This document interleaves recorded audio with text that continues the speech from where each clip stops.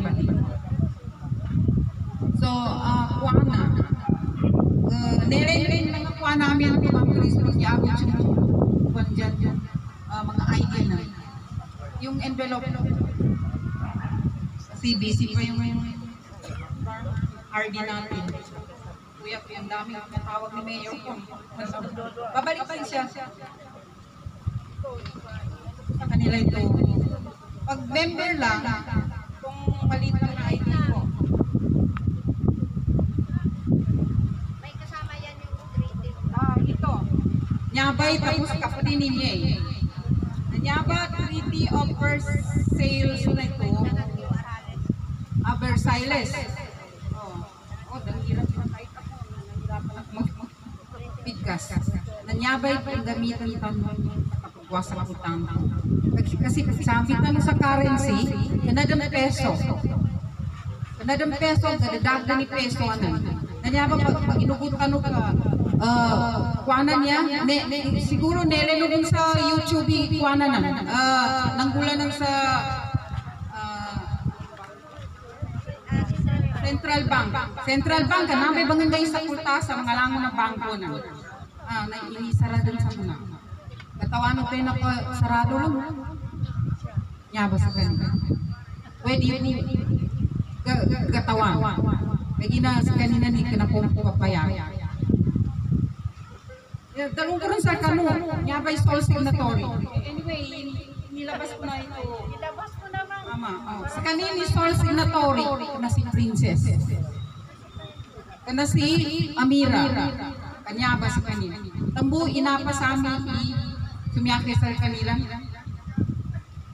Adi po kasi mamnuran ko lang kasi siya di mabagi eh. Yug ito siya sa kanila. Nya ba pa member ka ba? Ng leader ka? Nya ba? Masla niya ID ka kwata. Waya, nya, officer niya sa kanila. 1,400. Na may sweldo. Ading sweldo niya. To member na pagkakwabon sa mga benefits din sila. Pwede tayo masali sa mga project at mga project proposal na pwede tanong magkakuwanan, maka-avail. For example, mga livelihood, mga pispanan, mga farming. Wala na, dadang foundation sa guna. Cooperative group. Dadang foundation. Kaya, nyabay taga-paraw na member ka mo. May kapag-yung kapagwas na kaya sa laki original na form. Photocopy na nun. Gatuntayan mo dyan. Pamang ng leader ka, yung ka sa, sagad ka sa gobyerno, lusyag yolong sa liman ka sukulta, pa-leader ka nun. Ang tubay, 1,400. Kanamana ka pa na yan to, magkuha na pag-get mo. Nalimot na niya mga mo. Kuha na tanong ko, tada next. Ikuha na tanong sa ginawa tanong, masukwa na. Tawakal. Tawakal tanong. Sabi nila, kung ang leader, kailangan ng tao niya. Leader, for example, leader ka, barangay chairman. Nasa barangay chairman, Ma'am Christmas. 21 sa tao sa barangay. Ikaw ang Barangay mo na yung barangay. Hindi kayo yung barangay, provincial, pati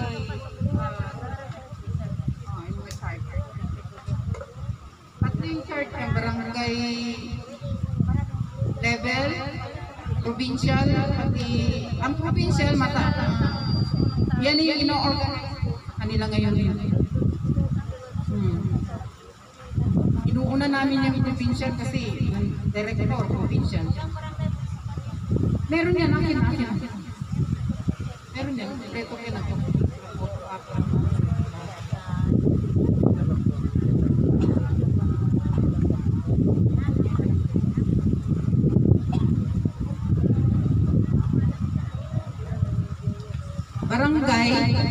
barangay chairman.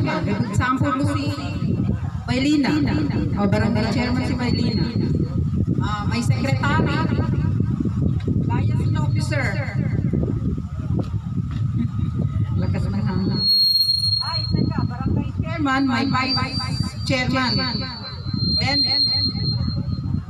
secretary, liaison officer, auditor, treasurer, press relation officer, nyabay PRO ng Tigilan, signal officer, business manager, legal officer,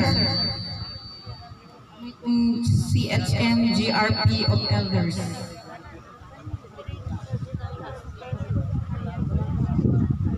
Okay. So, siya sa itanong na mga kunsyal. Mga kuwana din sa kanin, aron mga specific ngalan umanisap ng garbo kaning gayina. Kasi sa barangay official ngayon, mama, merong yung barangay councilor. So, barangay councilor, walang specific na ano, hindi natin alam kung ano yung mga gawain nila. Ano ko sa kanila, iba yung ano ngayon. So, ilan ito lahat? 1, 2, 3, 21. Sa barangay na 21 yung buunan ka. Si Bailina, 20 bo. Kasi yung ikaw yung chairman. Sino yung ano na? Nurol? Nurol. Pero meron ka ng mga specific. Kasi nagsinapingan mo kanina, konti na lang. So makabuo ka na. O ayusin mo kasi may form naman ako dito, ipag-photocopy ko bigyan din. So Dato Jun, you are the provincial. Check mo yung chart mo dito. Kasi parang konti na lang din ano dyan. Kaya nagpinapay naman yung mga ano ni Ma'am Chris. Pinasok yung kanya na mga anak niya.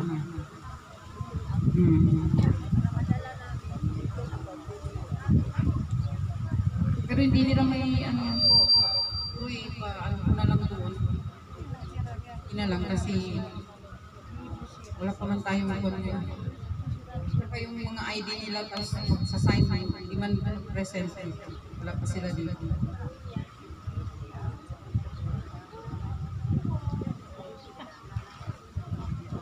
Hindi po.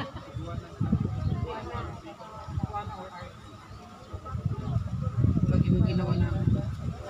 Nasabutan no? Okay.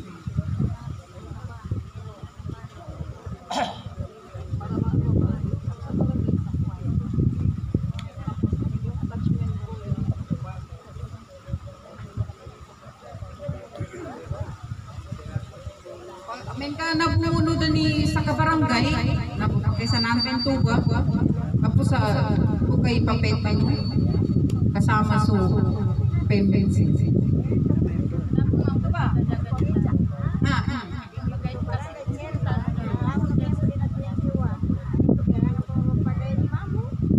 Kailangan mambuka gina libre ito, kaya nito. Uy, so nya mga pitalupan niya, mga secretaries, vice chairman niya. Uy, sa kami po na niya ID. Kompleto. Mengka member na nagabagado man kundo magputian po manon. Adan kuana nila member. Pakamong mo silang imagine na nani intala na nakana tanong ba masama. Katubay ikukuana tanong.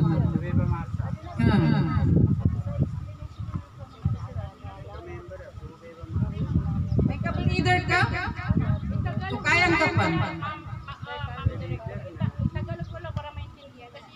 Ay, nga pala, no, sorry. Ako,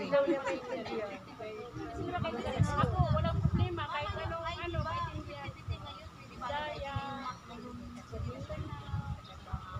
Ma'am, yung ano pala, yung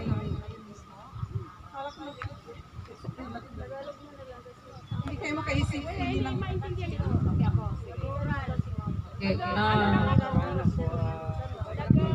Sa barangay level na kailangan natin na mabubuo na opisyalis, yun po yung 21.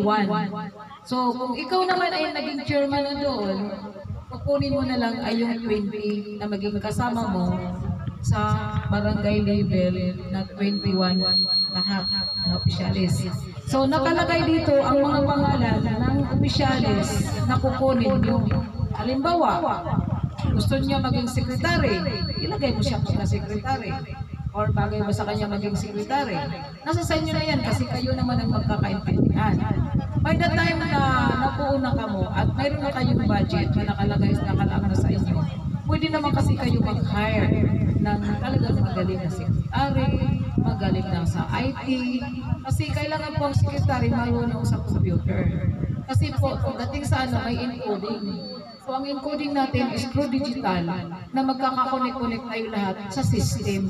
Kasi pag pindot mo sa pangalan, nakasynchronize na yan lahat from national down to the barangay level.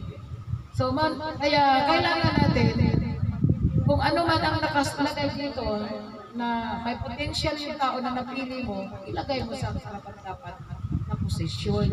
So paano yung halimbawa? Chairman. Nandiyan na, may chairman na, napili nyo na siya maging chairman. May nag-appoint sa kanya, si director. Okay, ikaw maging chairman dyan sa barangay na yan. O ikaw ang chairman sa barangay mo. Ay di yung barangay chairman, may rights na siya kumuha sa magiging kasama niya. So halimbawa, kailangan mo ng vice. Hanapin mo yung magiging vice mo. Magiging secretary mo, magiging tesorera mo, magiging auditor. So yun po yung kasama, yun po yung executive.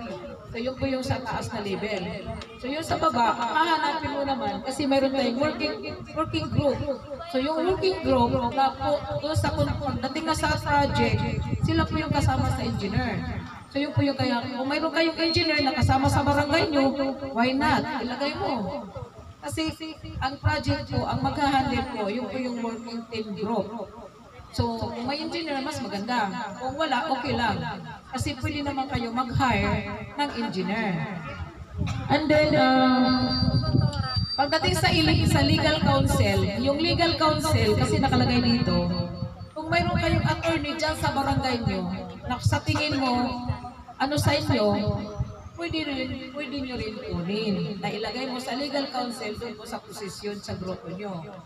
Kung wala naman, pwede rin kayo kumuha yung mga dating sa barangay na nagtatrabaho na wala na sila sa barangay, yun po yung lopon. So alam niyo yung lopon, alam niyo yun. Yung pagdating sa mga kaso-kaso sa barangay, siya po yung taga-ayos, maliban sa kapitan. So yun po yung tinatawag natin na legal. So mayroon dito, nakalagay dito sa legal,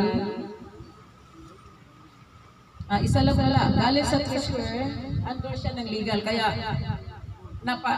kung tingnan niyo yung chart, ang treasurer, under niya ang legal. So, legal officer.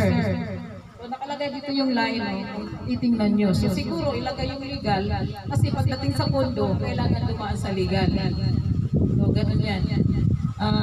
Auditor, ganun din, nagdaan din sa business manager. Kung sa tingin mo, yung tao na karapat-dapat na ilalagay as business manager, kailangan mayroon siyang knowledge din kung paano papatakbuhin yung inyong mga negosyo. Kasi magkakaroon pa kayo ng kooperatiba. So yung kooperatiba niyo po, syempre alam niya yung mag-manage, paano niya ipaikutin yung pondo niyo. Kasi ang usapan dito, ang alam ko is 20 AE.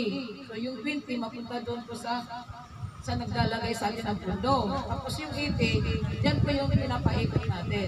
Doon po yung 80% na paghahati-hatiin kasi profit sharing po yan. So, yun po yun. Pagdating na nandiyan na sa inyo yung pondo. So, kailangan yung business manager nyo, alam mo na bagay sa kanya. Para hindi kayo nag-away-away.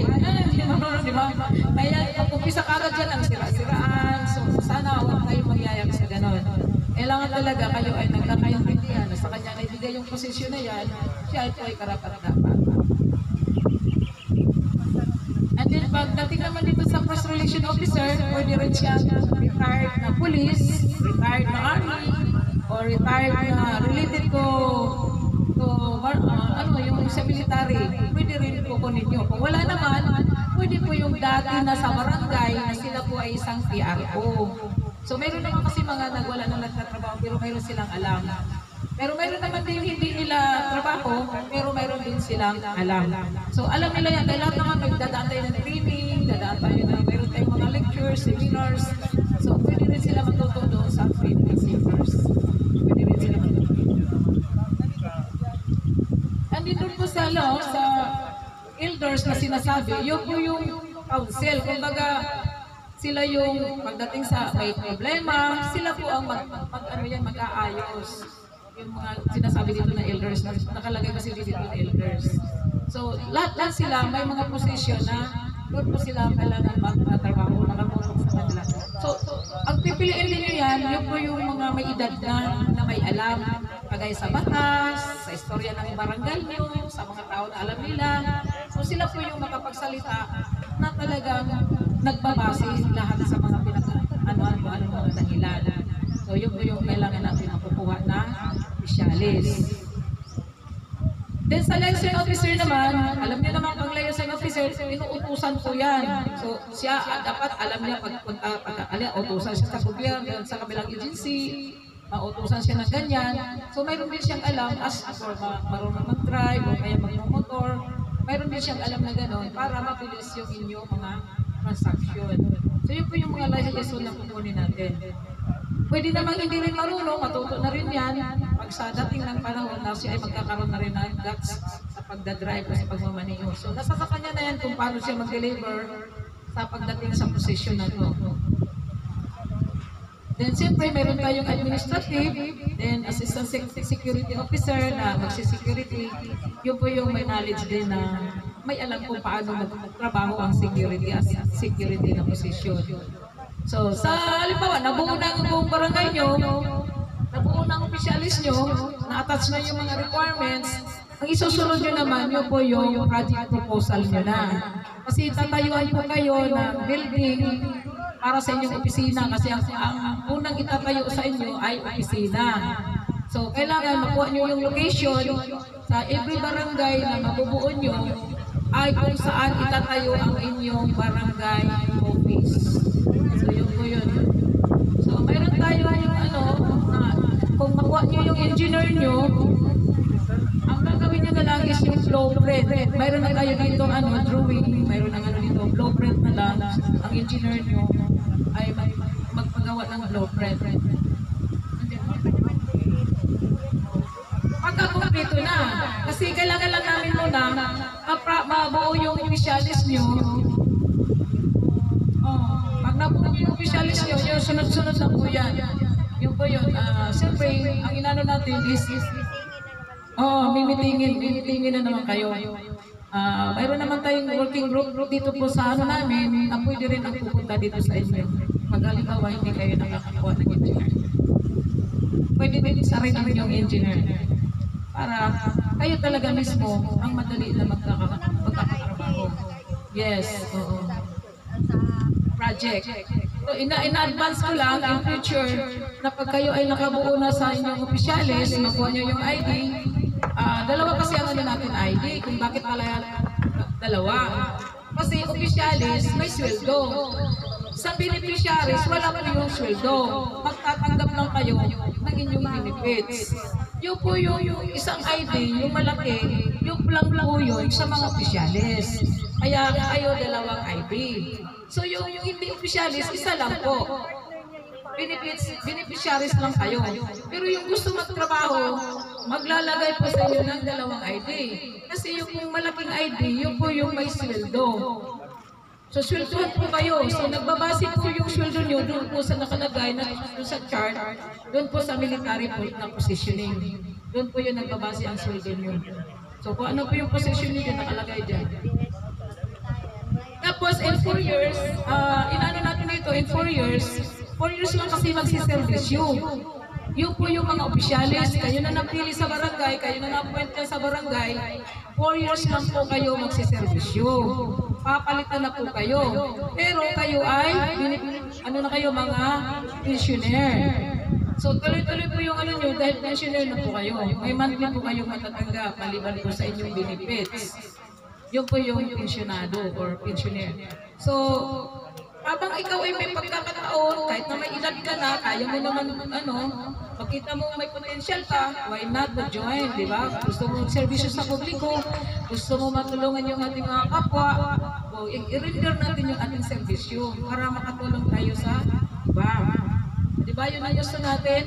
Palawagin, ang tulungan, magbayanihan, mag-alay kapwa. Yun po yung gusto natin mangyari, bayanihan.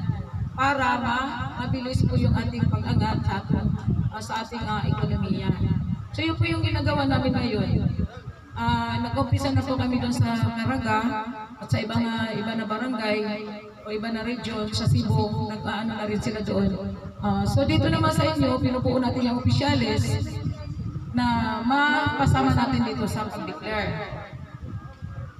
Yun po yun. So may katanungan para alamin natin kung ano yung mga nasa damdamin, ano yung mga nasa isip nyo, na kayo po ay maririnig namin. Mayroon? May mga katanungan? Okay. Tanong. Sige ma'am. Bismillahirrahmanirrahim. Assalamualaikum. Jamia rahmatullahi wa barakatuh. On behalf of Mama Jackie, Papa,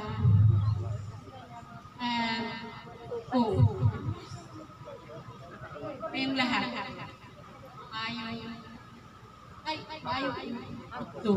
Kapundi ay kapun. Mapya, magawi ka nung langon. Ha? Mga kapatid. May katanungan lang ako mo. I-clear ko lang kasi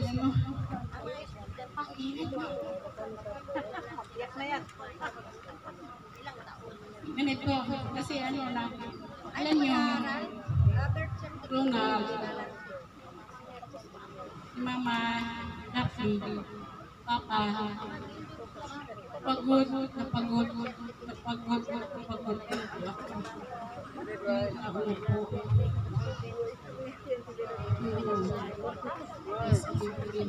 Hindi lang kasi maraming foundation na kaya yung mga tao, kaya nagtanong ako, kasi ako, myself, hindi ako taong mahilig mag-ipas sa tao, mamera sa tao, hindi. Kung ano ang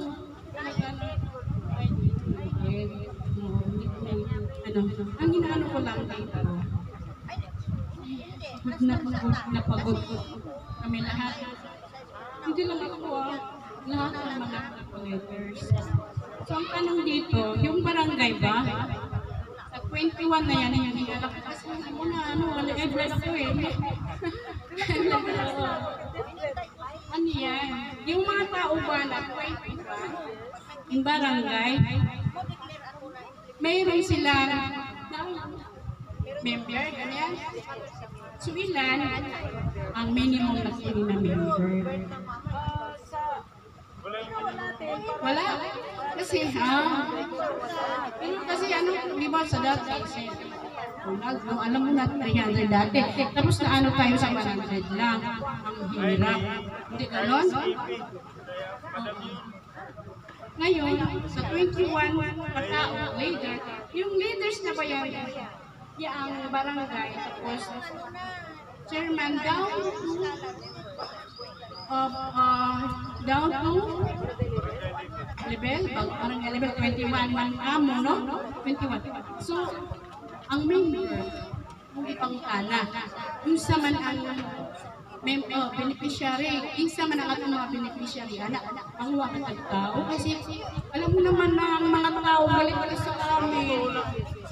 Galit na galit. Kaya hindi kami sa mga tao na member pa, global 101, ay, na naman kayo. O, isagot yun sa amin. Tuulang. Sa matuulang. Karoon, ang matuulang, bilang ang atong kwaong minimum na tao na. Wala minimum, basta kalit lock na member ko, ganyan. Ay, salamat. Salamat. Wala po tayong sinasabing minimum or whatever. Kasi ang tao, hahanapin po kayo. Kasi sino bang hindi gusto mag-member ay makakatanggap ng benefits? For lifetime, yun lang po yung nagbabayad kayo ng ID, membership. Yun lang po, lifetime po yan. Wala na kayong co-contribution or whatever. Wala na pong hihingin sa inyo. Lifetime na po yung ID nyo.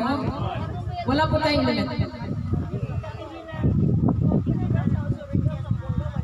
Yes, ang ano po natin ID is nagagamit po yan. Meron po tayong makukuha dyan na 20% discount. Nagagamit nyo po yan. Yes po. Nagagamit po yung ID natin. Sino ba yung may dala na maliit na ID? Okay na. Sasabihin nyo lang, SP, may discount po kayo sa bus. May discount po kayo sa aeroplano. Ay, sa bangko. Sa mga mall.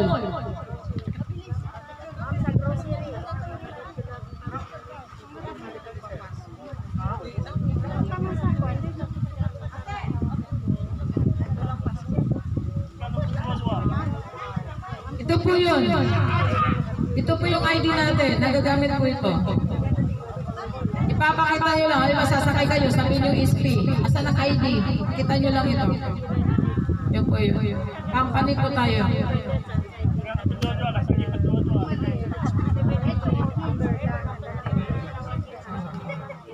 Wala na siya mga lifetime to. Walang renewal, walang ano. Yung uniform natin, ito po yung uniform natin. Wala kami ano, pang bili lang kayo ng t-shirt nyo, kami na po